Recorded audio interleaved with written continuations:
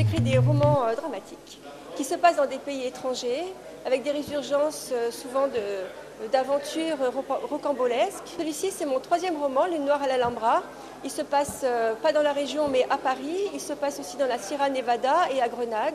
Mes personnages vivent des aventures qui les entraînent dans la Sierra Nevada et dans le palais de Grenade, où il leur arrive tout un tas de choses.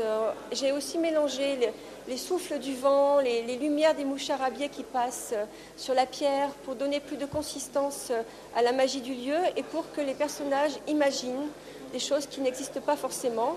Ils se demandent tout le long de l'histoire s'ils n'ont pas été drogués pour voir ce genre de choses. Et quand ils arrivent dans la Sierra Nevada, ils voient à travers le mouvement des lumières et à travers les fenêtres, les rideaux qui se tournent. Ils sont invités chez des gens qui ont un comportement assez incroyable, parce que la terreur du franquisme a été assez terrible.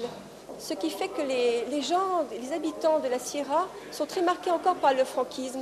Et on a l'impression qu'ils font partie un petit peu de mouvements, de résurgence et de sectes.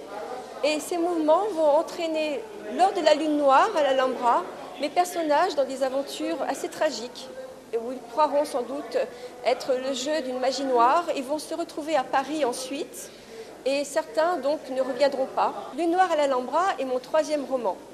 Mon premier roman s'appelle Solitude en plein soleil. Il se passe à Cannes, à Antibes et aussi à Venise, en Italie, à New York.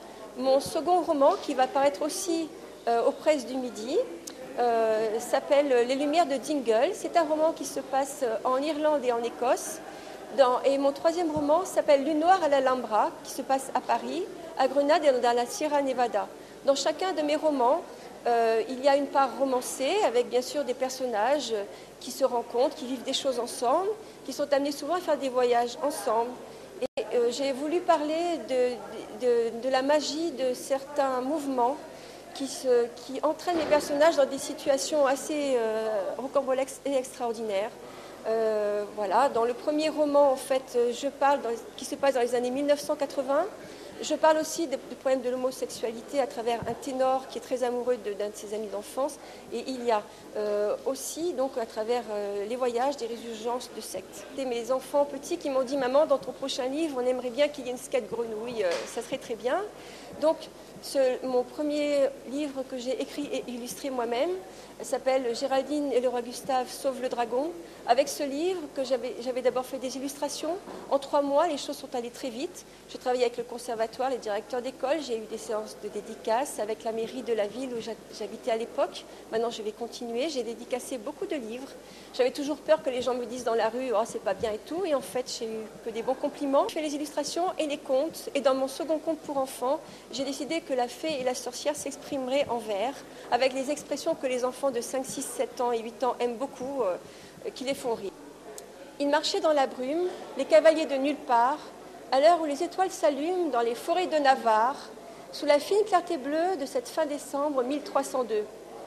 Ils allaient droit devant eux, les cavaliers du bout du jour, leur cheval à côté d'eux, recouvert de longues capes bleues, tels des fantômes de toujours, et le vent de la forêt, qui passait parfois sur eux, se jouait des crinières givrées de leurs chevaux gris-bleu. C'est ainsi qu'on les apercevait, parcourant landes et marais, dans la brume bleue éparse. Que fuyait-il au juste, cavalier errant des forêts ?